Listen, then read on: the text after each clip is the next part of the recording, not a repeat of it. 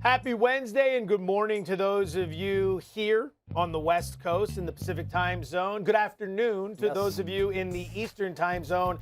He's Tyler Fulghum. I'm Joe Fortenbaugh. This is Bet, an idea so clever William Shakespeare would have come up with it if legalized sports betting and ESPN had existed during his time. Ready to rock and roll? Brother, your intros, they're getting sharp this week. I'm going to make them weirder and They're weirder. getting sharp this week. They're going to get to a point where people get really perplexed. Me want wingy. Keep them coming.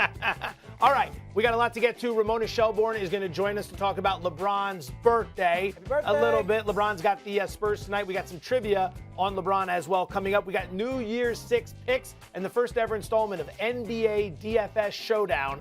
Working title. Hit us up on Twitter. Let us know what you think. We'll change the name, but we're going head-to-head tonight in DFS. A reminder for all of you out there, if you're looking for more great sports betting content, courtesy of people like us and others at ESPN, go to our YouTube channel, youtube.com/ESPN Sports Betting. It's Wednesday, which means we begin with Let It Ride or Cash Out. Are you set, sir? Ready? Let's do it. All right.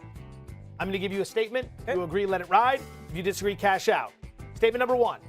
At New England, as a 3-point underdog on Sunday, the New York Jets will conclude the 2020 regular season on a 3-game winning streak. Let's just go ahead and, well, hold on. Let me get my pen. Technology has befuddled him. Let's get my pen working. And he's got it going. See, it's like the Jets. It took a little while for them to get rolling, just like it took for me a little while to get my pen working there. Not the analogy you want. You don't want to be the Jets. I'm going to let it ride on this. That's true. Although they did beat my Rams. I'm going to let it ride. Why not?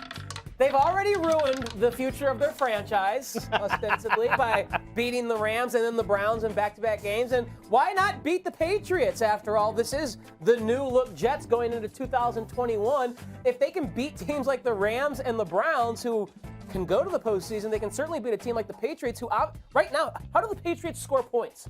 Like, how do they put the ball in the end zone? They don't do it often. I can tell you that much. They don't. I think the Jets have a better offense than them right now. Their defense concerns me a little bit. Quentin Williams ain't playing. But I'm going to let it ride because why the hell not with the Jets? Tremendous analysis. And for those at home, he actually toned it down based on his analysis in the email last night, which was not made for 4-letter word. YouTube My mom told me never to say. Not going to say it here, though, because I want to keep my job. All right. I am going to disagree with you. Fine. That's agreeing, though. That would be agreeing, so we hit this button. Come on. And cash it out, son. This is the exact opportunity where, while everyone in the public is zigging, you will zag. Everyone's going to look at the Jets and go, wow, look at them. They beat 2 playoff teams last 2 weeks. They beat the Rams. They beat the Browns. They're cooking. Meanwhile, we all just watched the Patriots get annihilated by the Bills on Monday night. We stuck a fork in the Patriots. So now everyone wants to bet the Jets, huh? Anyone have any idea how Sam Darnold has fared against Bill Belichick in his career? 0-2, completing 45% of his passes, 0 touchdowns, 4 interceptions, a quarterback rating of 29.4. That's the worst quarterback rating he has against any team in the NFL. I don't need to cover. I just need to win based on the question. I don't think Cam Newton and Bill Belichick are going out like that. It's not Halloween, so maybe Darnold won't be seeing ghosts this time against Belichick's defense. Though I will say that QB rating that you just posted, I do believe if a quarterback drops back and intentionally throws the football into the turf for an incomplete pass, the lowest your quarterback rating can be is 39.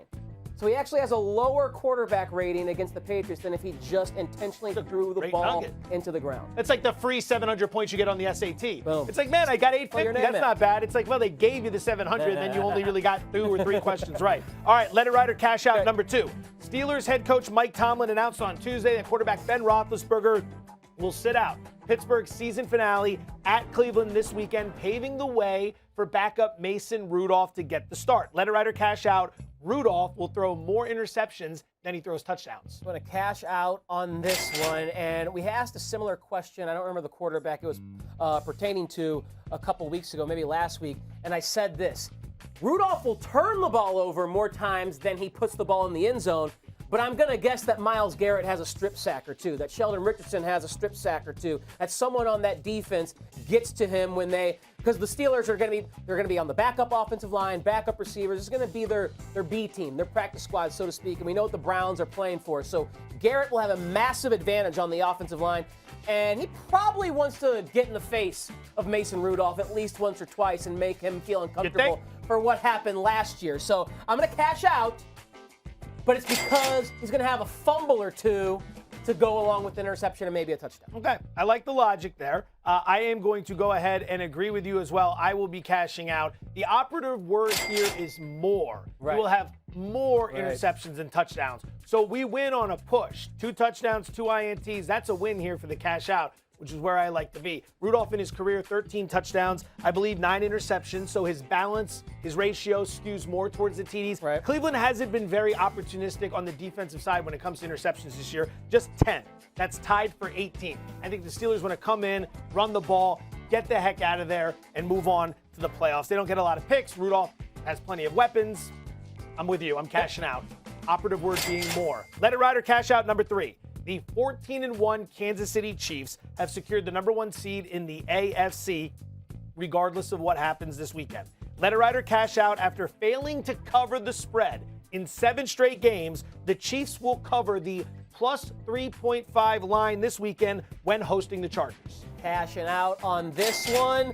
Chargers have more incentive in this game, even though they're not going to go to the postseason, having Justin Herbert get more reps and a live game experience. I don't think they're going to be resting as many players as the Kansas City Chiefs will be. The biggest reason why I'm going cash out, though, is this little nugget that our research team dug up here. Since 1990, Brother Joe Fortenbaugh, teams that have already clinched home field advantage throughout the playoffs are 9-23 ATS in Week 17 games, because they're often resting and they're often scaling back the playbook as well. Not just because it's the second team, because they don't want to show any tape of secret plays Andy Reid might be dialing up for the postseason. So cashing out 9-23 ATS, teams that have already clinched home field in Week 17 since 1990. That's why I'm doing it. I, again, find myself on the side of Fulghum, which is where I like to be. Although I'm going to change the color. Oh, you're going blue. To vary it up a little bit. I will cash out as well. Laying 3.5 with the Chargers on the road against the Chiefs. But this isn't going to be the Chiefs we all know and love. This isn't going to be the Chiefs that are 14-1. Andy Reid, historically, going all the way back to his time in Philadelphia, in these spots, rests his starters. There's no reason to take any risk here whatsoever. Get in, get out. The Chargers have won 3 straight games. They've been playing pretty well. You figure, like you said, you close the season on a high note, look to build late in the year. They're not thinking about draft position. Kansas City wants nothing to do with this game. I am with you. That brings us to Let It Ride or Cash Out, number 4, NBA edition. The 0-2 Houston Rockets have just 1 game left on the calendar this year. It's a December 31st showdown against Sacramento Kings. Let it ride or cash out. The 0-2 Houston Rockets will enter 2021 winless. Okay, so I'm going to being without win. I say cash out because that was the decision I made last night around 7 p.m. Pacific. Then I watched the Kings win another game over the Denver Nuggets. De'Aaron Fox was balling. Tyrese Halliburton, my pick for Rookie of the Year, especially at that value. He's insane right now. I'm going to stick with cash out, okay? But the Kings scare me. John Wall, DeMarcus Cousins, and Eric Gordon should be back for this New Year's Eve game. They can come off the COVID protocol or the COVID reserve list, so to speak, today.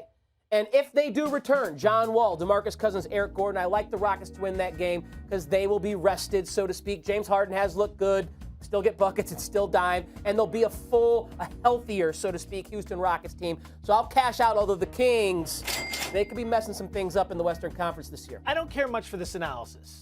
And I'm going to tell you why. It's a cash out with a whole bunch of reasons why Let It Ride is the play, and then you cashing out. So it's like the sandwich. I get a bread where you're like, yeah, I'm cashing out. But here are all the reasons I don't like to cash out. Compliment sandwich. And then I'm cashing out. It was a cash out sandwich. This guy's going to be able to come back and be like, I told you I was concerned. He also said cash out. I told you I was concerned. What do we call that in gambling parlance? That's called hedging.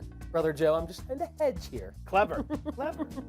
I am with you on this one. First home game of the season for the Rockets. You've got 3 full nights of rest, or I should say 2 full nights of rest against a Kings team that has 1 full night of rest. Harden's been balling. Like you said, a lot of key players coming off the COVID list, creating a situation here where Houston should get that first win, so I am with you. That is this week's installment of Let It Ride or Cash Out. Now, ESPN's Ramona Shelbourne is going to join us momentarily to talk about Lakers Spurs tonight, to go through a lot of LeBron birthday stuff. We got some trivia we're going to play with her. But today is the debut of the NBA DFS showdown between Mr. Fulghum and Mr. Fortenbaugh. Here's what we are going to do on DraftKings every Wednesday. And we do need a name, like you said. We do need a name. What's your Twitter account? They can hit you up. At Tyler_Fulghum, Fulghum. Apparently someone else out there stole the name from you at some point. Is a great thread on that whole thing. Take me through the scoring. We're going to have 8 NBA players per team that you and I draft. You have a $50,000 salary cap, so you have $50,000 to get 8 players in, a point guard, shooting guard, small forward, power forward, center, a guard, a forward, and then a utility spot. That can be any position. You see the DraftKings scoring system here. It doesn't hurt you as much for turnovers, and you get bonuses for things like double-doubles, triple-doubles, and 3-point field goals made. So a little bit different than other sites. That's why you have to really consider player skill sets when picking your DraftKings team, because guys who can get triple-doubles, double-doubles are more valuable, and guys who had extra threes add more scoring punch as well. Let me give you a little nugget in that we eventually want to expand this to include you, the listener, you, the viewer. Right now, it's going to start head-to-head. We're going to beat up on each other and talk about how great we are winning a 50% chance coin flip situation. And then we'll eventually hope to bring you guys in. So we're going to start. We have not seen each other's lineups. I was very, very adamant about this last night. I submitted my notes and I said, special secret email to everybody else with my team so you can create the graphics. Don't want this guy cheating. You're going to go first. I'm going to cheat. All right, I'll start with my lineup, and I'm going to say off the top, one of the strategies we like to use in daily fantasy is targeting games where there's going to be a high total of points. Yes, sir. Does that make sense to you? It does, sir. So you'll see Trae Young, Kevin Durant, Bogey Bogdanovic, and Rajon Rondo, all from that Brooklyn Nets Atlanta Hawks game that features a total of 240.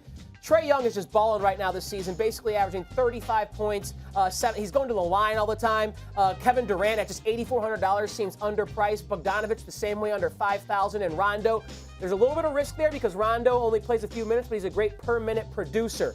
DeMar DeRozan on $6,900, a guy who's basically averaging 25, 5, and 5 in his career there with the San Antonio Spurs. It's a difficult matchup with the Lakers, but he owns all the usage there, and that price is too low. Tyler Hero, I'm expecting Jimmy Butler to be out again tonight, so he's going to dominate.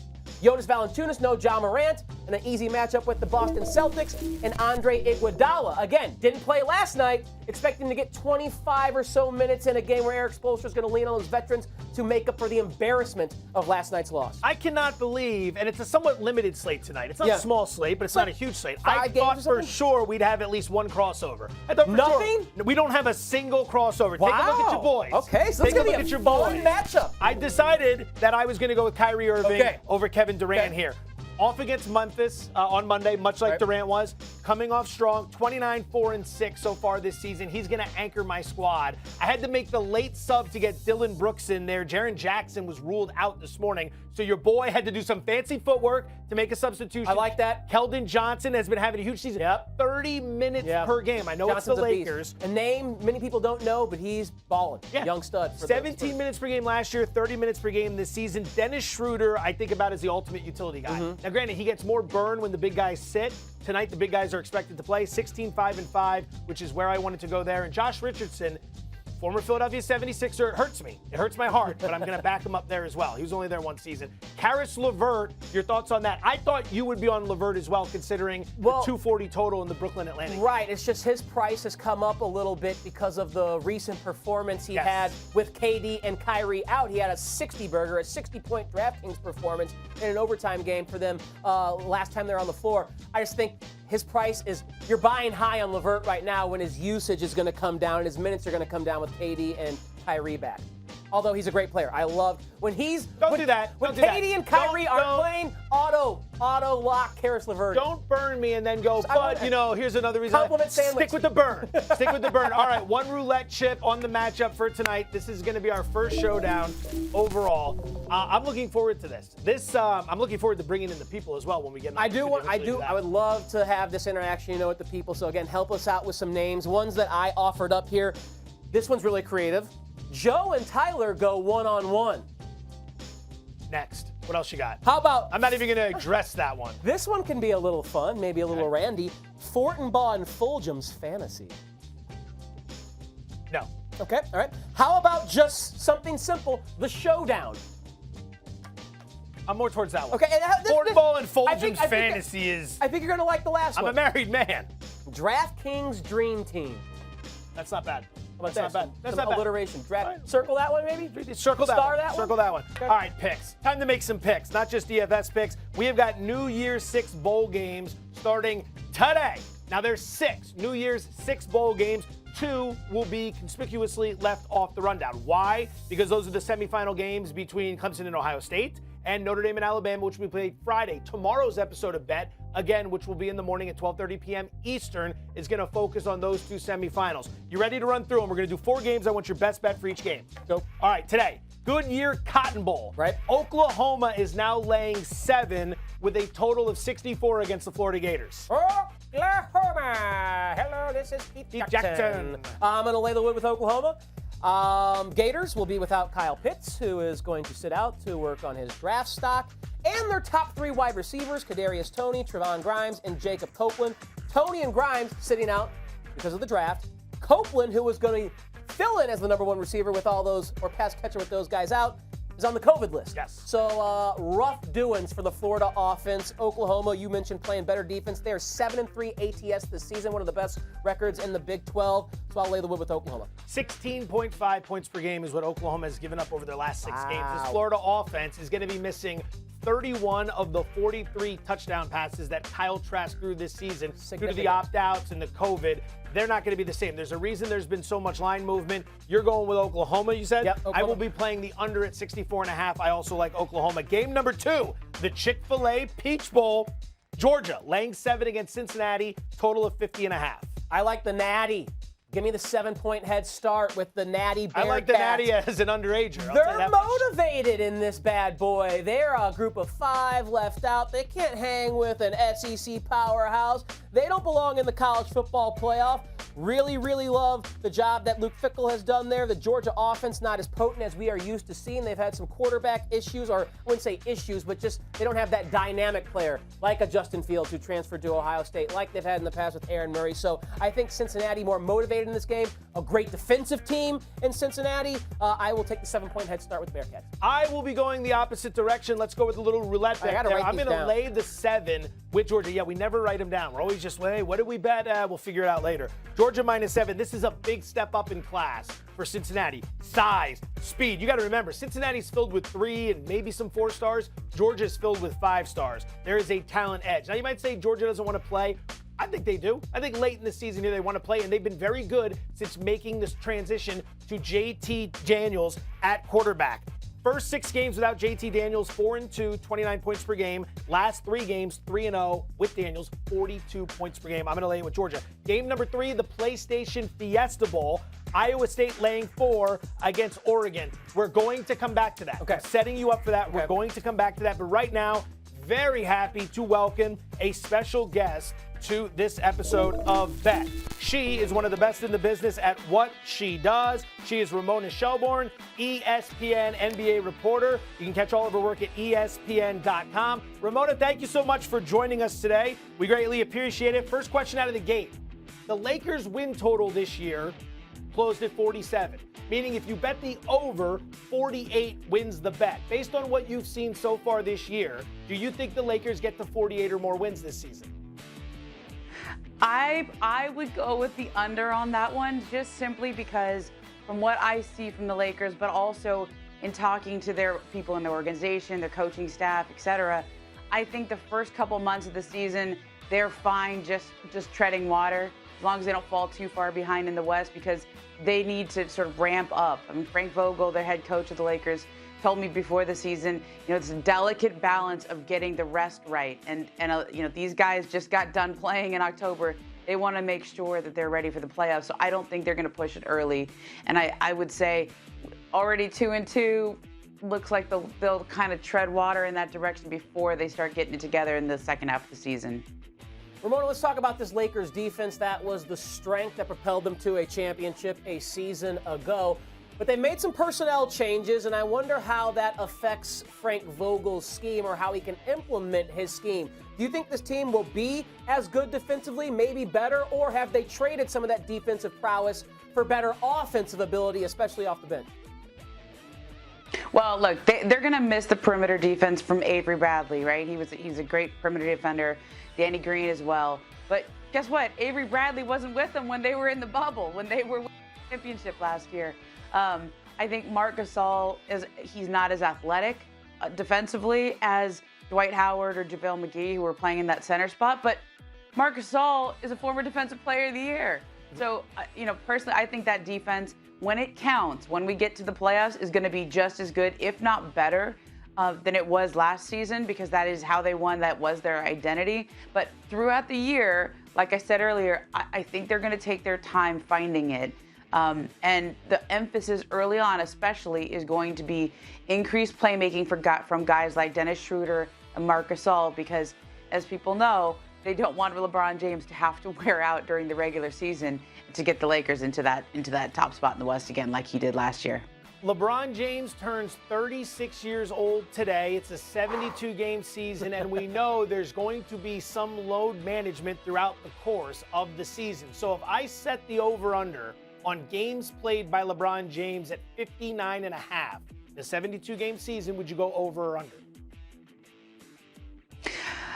Ooh, I think that sounds about right. And I'll tell you what, if he can avoid a major injury, if he can avoid something that keeps him out for an extended period of time, I actually think LeBron is going to play more than you think.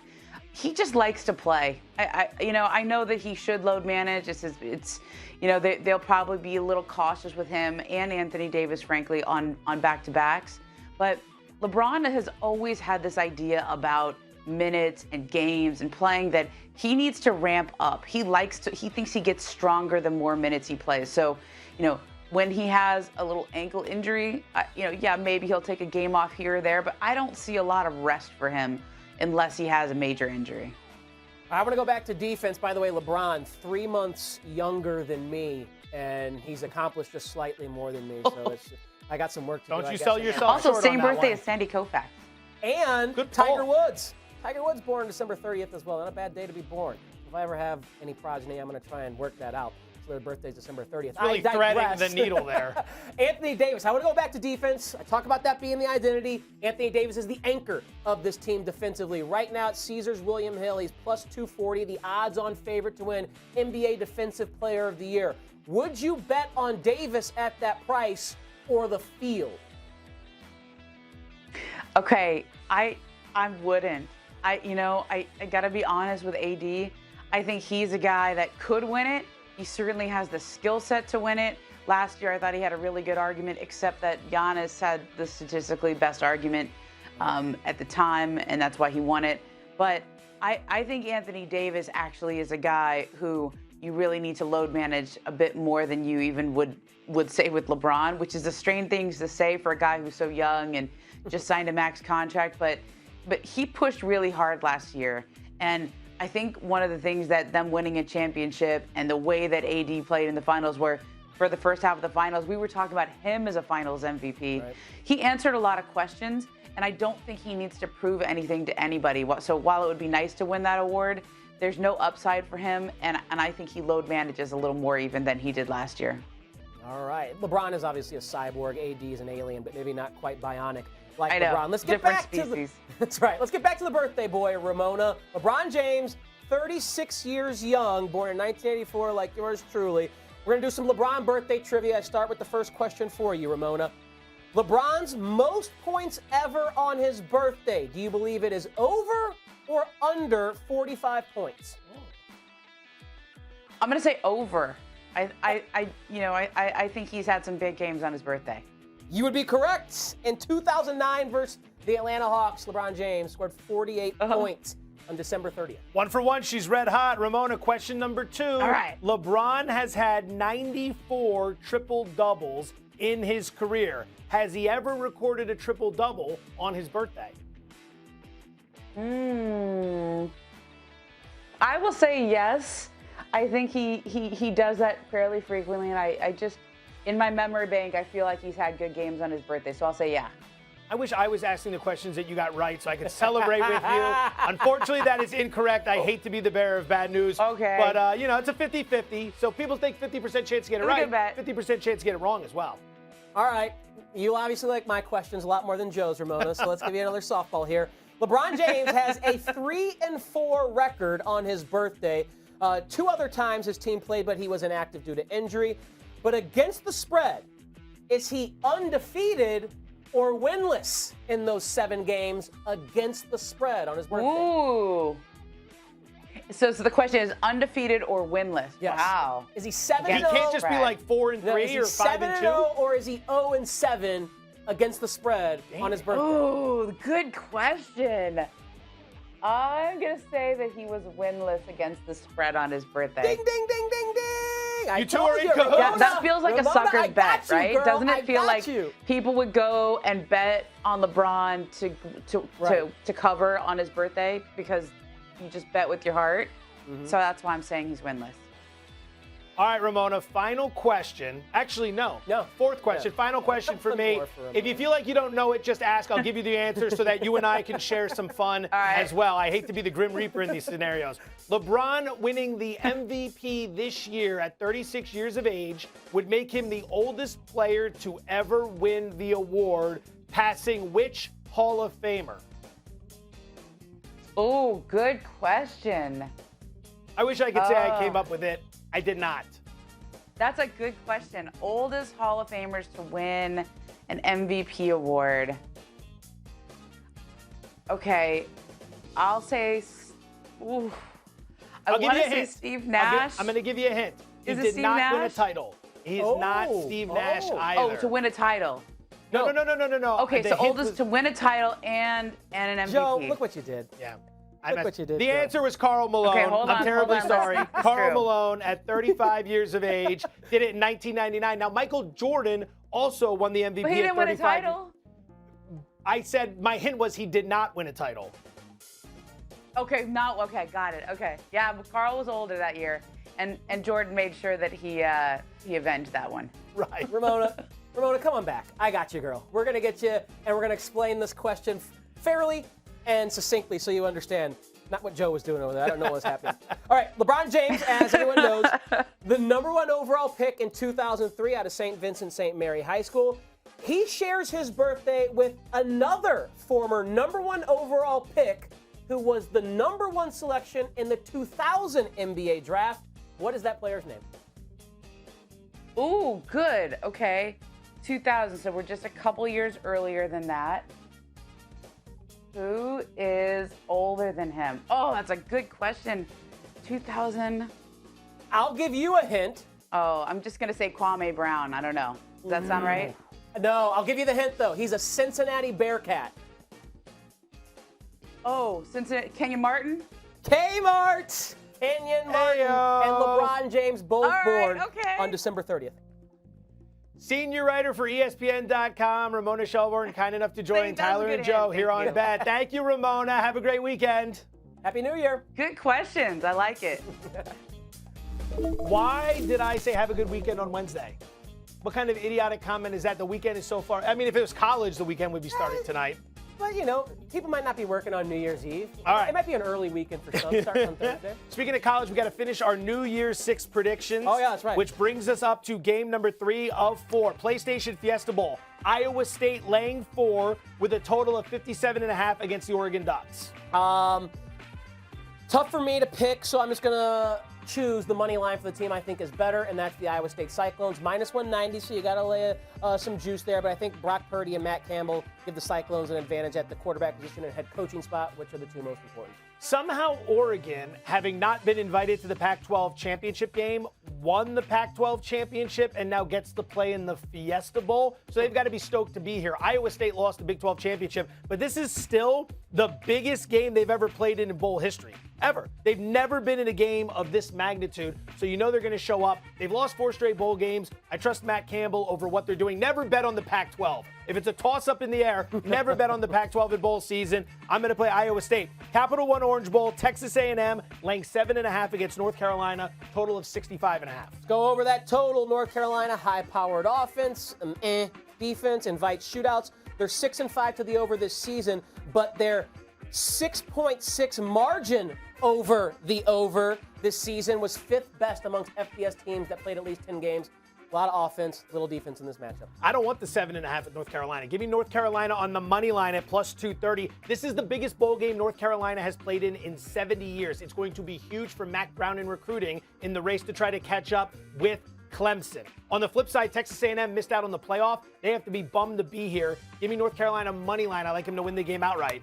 All right. What's your beef with Ramona? Why are you asking her all the hard questions? I was trying to set it up, and then there's a miscommunication. Thankfully, She's out here we are working all hard out for of us, and time. that's what you do? Tyler Fulghum, Joe Fortenbaugh, thank you for watching. We'll see you tomorrow morning, 12:30 p.m. Eastern, right here.